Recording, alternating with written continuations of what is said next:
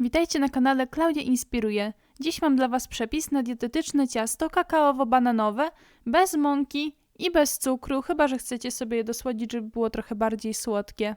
Do ciasta nie dodajemy również tłuszczu, jest bardzo puszyste. Wyświetlę Wam teraz składniki, żebyście je mogli sobie przygotować lub wrócić do nich trochę później. Składniki macie również w opisie filmu.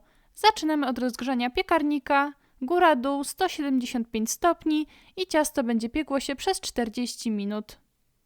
Teraz do przygotowanej wcześniej miski obieramy, rwiemy i wrzucamy 4 duże banany na takie kawałki jak tutaj.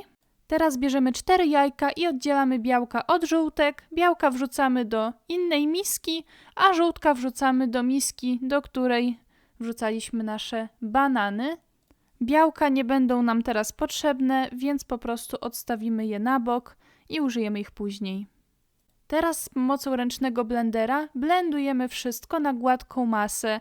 Jeśli nie macie blendera, opcjonalnie możecie zrobić to widelcem, natomiast wiadomo, że blenderem będzie to trochę lepiej wyglądało i będzie to lepiej zrobione. Do powstałej masy wrzucamy 2 czubate łyżki kakao i 1,5 łyżeczki proszku do pieczenia.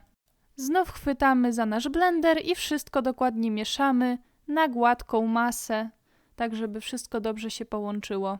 Teraz bierzemy odłożone wcześniej białka, dodajemy szczyptę soli i miksujemy tak, żeby powstała nam piana z białek. Dobrze ubita i sztywna. Banany, których użyłam, były mało słodkie, więc dodaję czubatą łyżkę cukru pudru i mieszam jeszcze dokładnie. Najlepsze do tego są banany, które już są trochę przejrzałe i bardzo słodkie. Do naszej masy dodajemy teraz ubitą pianę z białek i delikatnie mieszamy za pomocą łyżki lub trzepaczki.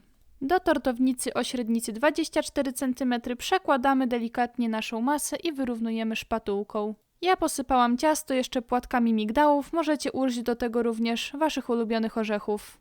Teraz ciasto wkładam do rozgrzanego piekarnika i tak wygląda ono po upieczeniu. Sprawdzam patyczkiem, czy nie ma surowego jajka i odstawiam do ostudzenia. Ciasto oczywiście trochę oklapnie, bo nie posiada mąki, więc nie ma go co trzymać. Odkrawam ciasto od tortownicy i ściągam obręcz. Tak się prezentuje nasze ciasto. Teraz ukroję kawałek, żeby Wam pokazać, jak ono wygląda w środku. To ciasto jest delikatne, puszyste. Jeśli ktoś lubi połączenie kakao i bananów, to jest idealna propozycja. Ciasto jest idealne nie tylko dla osób na diecie, ale też dla osób, które ze względów zdrowotnych nie mogą jeść np. cukru czy mąki. W tym filmiku to już na tyle, mam nadzieję, że się Wam podobał. Jeśli tak, to zapraszam do zasubskrybowania mojego kanału, będzie mi bardzo miło. Mam nadzieję, że udało Wam się ze mną zrobić ciasto lub chociaż spróbujecie je zrobić. No i co, do zobaczenia w następnym filmiku, cześć!